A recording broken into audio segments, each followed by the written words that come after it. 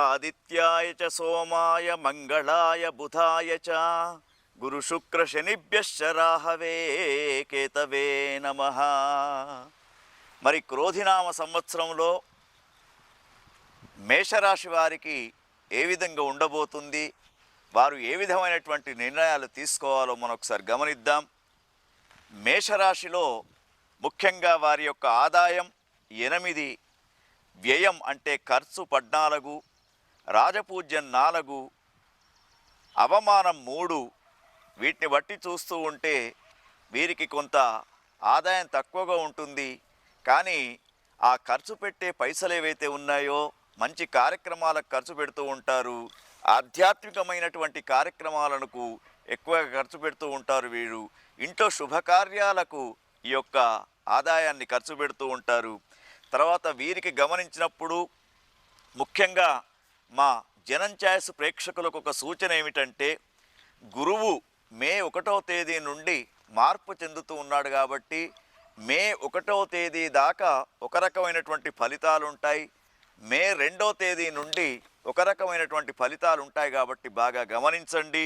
అయితే మేషరాశి వారికి మనకు గురువు మే 1 వృషభ రాశిలోకి గురువు ప్రవేశిస్తున్నాడు కాబట్టి వీరికి గురువు 1, 2 స్థానాలలో ఉన్నాడు. మేషరాశి వారికి అంటే మే 1 తేదీ దాకా వీరు ఉన్నటువంటి వృత్తులలో వ్యాపారాలలో అదే కొనసాగించాలి. మే 1 తర్వాత వీరు ఏదైనా నిర్ణయం తీసుకోవచ్చు. మొత్తం ఈ సంవత్సరం రాశి ఫలాలలో చూసినప్పుడు మేషరాశికి చాలా అనుకూలంగా ఉంది. వీరికి మే 1 నుండి గురువు చాలా వైభవంగా ఉన్నాడు. శని 11వ స్థానం ఏకాదశ స్థానంలో ఉన్నాడు. రాహు మాత్రం 12వ స్థానంలో ఉన్నాడు. కేతు 6వ స్థానంలో ఉన్నాడు. కాబట్టి ఇక్కడ గురు, శని, రాహు, కేతుల యొక్క ఫలితాలను బట్టి చూస్తూ ఉంటే వీరికి ఈ సంవత్సరం చాలా వైభవంగా మే 1వ తేదీ నుండి ఉంది.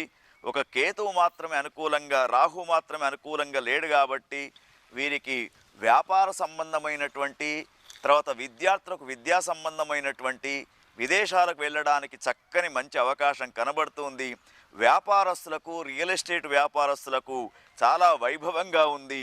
దాదాపు 12 రాశులలో మేషరాశి 1వ రాశిగా చెప్పుకోవచ్చు. చాలా వైభవంగా వీరికి అనుకూలంగా కనబడుతూ ఉంది. అయితే వీరు రాహుకు సంబంధించినటువంటి పూజాది కార్యక్రమాలు, శివ సహస్రనామ స్తోత్రం కానివ్వండి, లయకారుడైనటువంటి శివునికి అభిషేక కార్యక్రమాన్ని చేయించుకోండి, చాలా చక్కగా ఉంటుంది. మరి ముఖ్యంగా స్త్రీలకు కానివ్వండి, విద్యార్థులకు కానివ్వండి, వ్యాపారస్తులకు, రైతన్నలకు, వీరందరికీ కూడా, రియల్ ఎస్టేట్ వ్యాపారులకు కూడా చాలా వైభవమైనటువంటి ఫలితం మేషరాశి వారికి కనబడుతూ ఉంది. ఓం స్వస్తి.